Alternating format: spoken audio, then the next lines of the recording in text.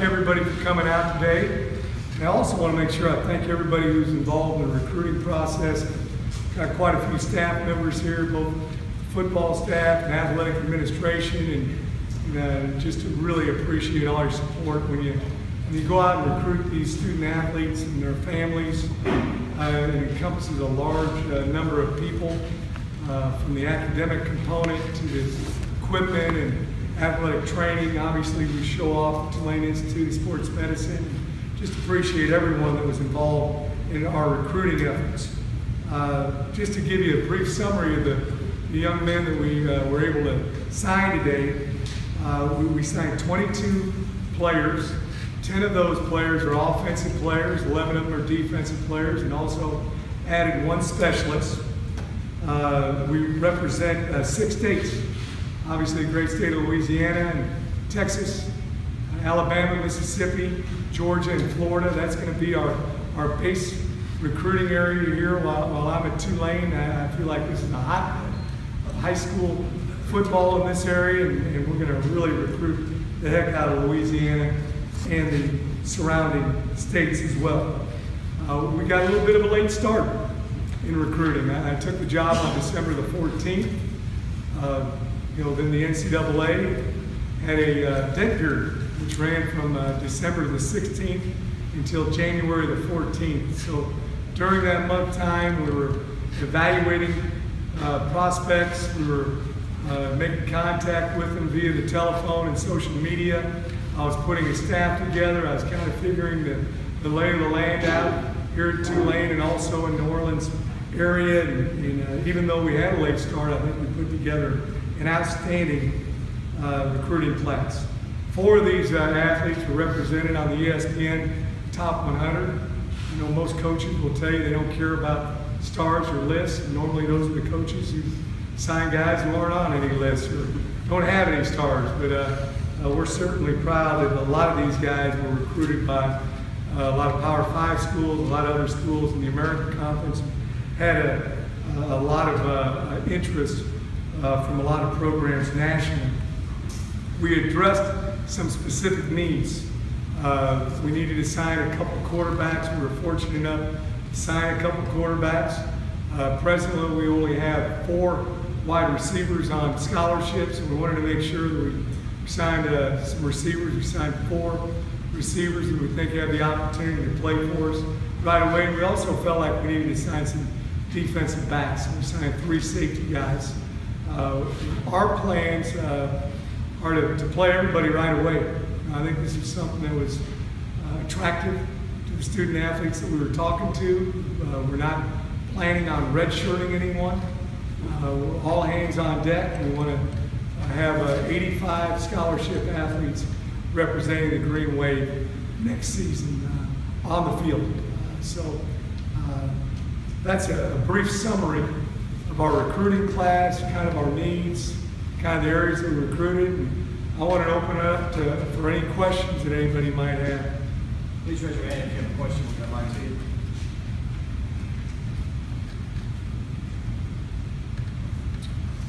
As you mentioned, quarterback was a big need. You only have 2 on campus right now for your scholarship. How much, well, 3 with the guy kid. How do you like these guys, and what do you see as their chances to be able to play right away?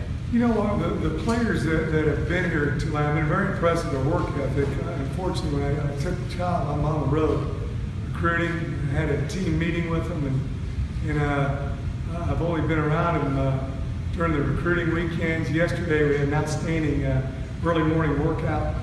Our strength and conditioning staff very impressed with the work ethic of our guys. I've kind of given everybody a clean slate. And we're going to go through these 15 practices. Our spring ball will begin on Monday, March the 14th, and will culminate with our spring game on Saturday, April the 16th. And I'm really going to be able to make opinions on these guys as far as the football aspect after we get done with those 15 practices. So it'll be interesting to see how they fit into what we've done in the past. But one thing we've been able to do is adapt and change our personnel. You know, what our offense, what our defense, what our special teams is going to be like in the fall is going to be predicated to what we see this spring. coached 6 guys in this class from Louisiana. You talked when you first took the job about trying to learn the area. How is that process going? Are you happy with that number locally? How's the learning process in Louisiana going? I'd like for that to be quite a bit more in the future. Obviously, recruiting, a lot of it has to do with relationships, and trying to build relationships in a short period of time is difficult to do. But I've been very, very impressed with the talent level in the state of Louisiana, particularly in New Orleans, and obviously this is going to be our recruiting base right here. You talked about the need at wide receiver and at defensive back. You get a guy like Trey Jackson who is really good at doing both of those things. Where do you guys see him, or is it something that's going to kind of play itself out once he steps on campus? Well, that's a good problem to have with Trey. There's quite a few of these guys that are multi-talented that can play on either side of the football. When I look at a defensive guy who's playing defensive back, if he's not carrying the ball in some way, shape, or form, either as a receiver, a quarterback, or a running back, it kind of puts up a red flag for me. I was a high school coach, and I've been a high school coach. I want to play my best athletes on the offensive side and have them carry the ball where they can have the greatest impact on the game. And Trey certainly is one of those guys. He does a great job kick returning, punt returning, playing wide receiver. They even run the ball with him a little bit. And then does a great job as a defensive back. So, I told him about a week or two ago, Trey, I'm not quite sure where to play yet. He said, Coach, he gave me the good answer that I want to hear is, Coach, I'm going to do whatever you need me to do and wherever you think that'll help the team out. So, that'll be a learning curve with him when we get him in here in the summer. We're able to do some things with him, provided there's not a football out there. And by that time, we'll know a little bit more about our team. But we feel really good about him in a lot of different areas. Yes, sir. You signed several players that were on your radar towards the Southern, but certainly you had no contact with Tulane before you talked to them. How much did that become like a personal selling job, faith in you and your staff? And do you feel like that how much are you going to be doing for players like that to adapt to the culture? Well, obviously, it's a little different this year coming in late, and next year we'll have a full year under our belt. But it's amazing how many kids reach out and contact our staff, myself, about, hey, Coach, we would be very interested in coming over to Tulane. And, some of the kids we knew prior, some of the kids we didn't. Certainly the Tulane name is out there, particularly academically.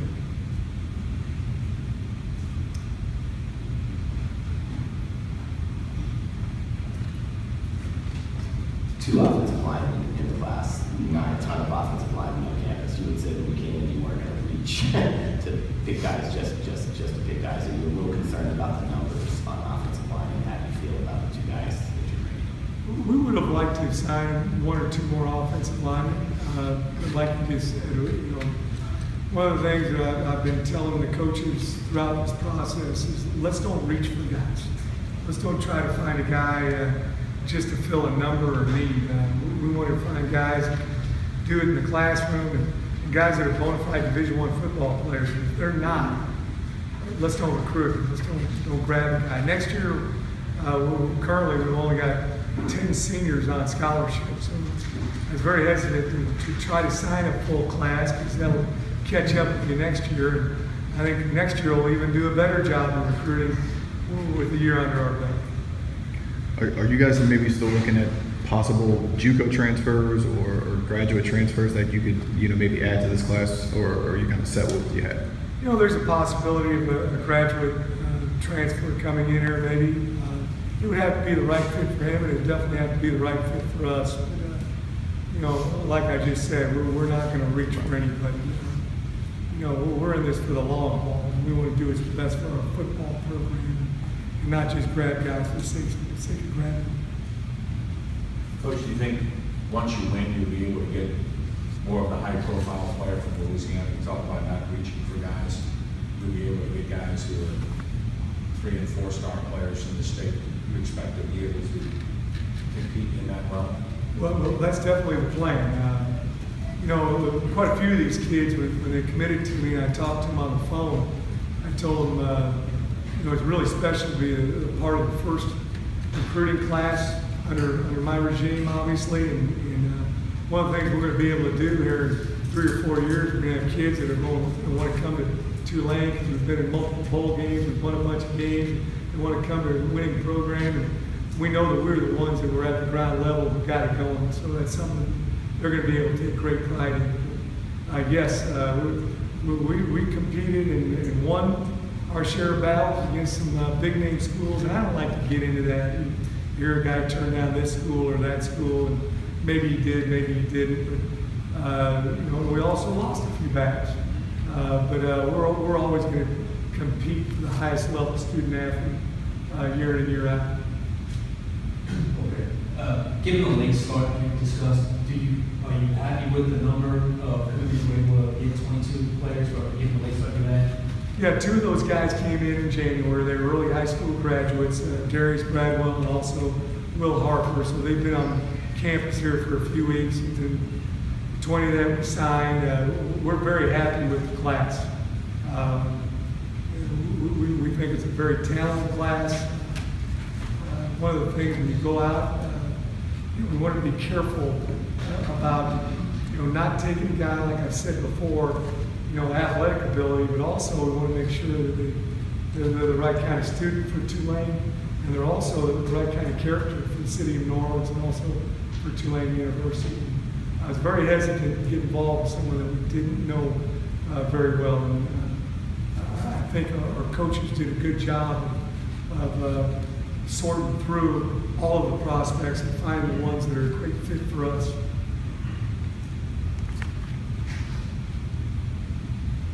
The conference is so spread out, it's hard to see a lot of overlap, except maybe in Texas for recruiting. But even at this early date, can you tell that you've got to upgrade the level of talent here to be able to compete in this conference? Well, obviously the Americans are a very, very, very competitive conference. A lot of great teams in the conference. I've been impressed with the guys. The 5, 6 times I've been in the weight room. Yesterday I went outside, worked with them. We're not counting on next season. One of the things that I talked to our players in our first team meeting, and I asked the seniors if they wanted to go through a 3-year rebuilding project. Unanimously, they decided they didn't want to do that. So we're going to get after it this season, and one of the things that I've preached to our players and our fan base is, if Memphis, if Houston, if Temple can do it, why the heck can't we get it done here at Tulane? Our goal is to build a consistent winner. They've had some great teams here in the past. We need to just do that year after year after year. How much does it benefit somebody to come in and practice in spring, the 2 freshmen that are coming in, your experience? How huge a factor is that compared to guys that just show up on campus? I think it's a big benefit. If you look at some of the schools nowadays, they're almost doing their whole class. There's one school that was in the Final Four that I think, they signed 23 kids, and I believe 20 of them were early signees, came in early. So that's with identification. It takes you looking out, at a guy who's a sophomore and a junior, and making sure he's got a plan in place with his coaching staff to have the ability to graduate and come in early. I certainly don't want a guy to not enjoy his high school career.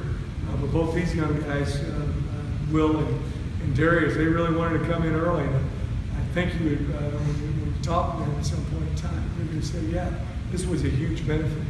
And you addressed it a little bit. Nobody from New Orleans in this class. Nobody from New Orleans in this class. Obviously, you think that's a 1-year aberration because you came in. Yeah, we tried on quite a few kids, and then quite a few kids in to visit. Unfortunately, getting in the late is difficult. Establishing those relationships. And, a lot of the kids that we were on were really high-profile kids. Coach, there was at least one quarterback in state that you were extremely interested in offering and went somewhere else. What do you think?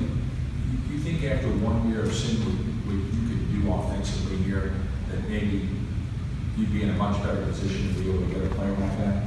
No, I agree with you. I think once we get in here and we show exactly what we're going to do offensively, you know, sometimes you get a quarterback, and, you know, our last 2 seasons at Georgia Southern, I'm very, very proud of the offense we put on the field. We led the nation in rushing in 2014, 15. You know, but sometimes kids say that's all you're going to do is run the football. That's what our team was built for.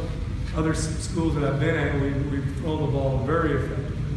Same in Houston, we led the nation a couple of years in pass efficiency offense. I think our last season there, we had 34, 35 touchdown passes. So we're going to adapt our personnel, and we certainly want to do it both ways. I think if you're too much of a pass team, too much of a run team, sooner or later, you're going to get stopped. So we want to be able to have the ability to do both. And I think after a year of kids seeing what our offense really is, you know, what we want it to be, my offensive coordinators sitting right over here, Doug Bruce, we've talked about this quite a bit over the last month. I think kids will be impressed. It will be an offense that a multi-talented quarterback will thrive. Anybody else?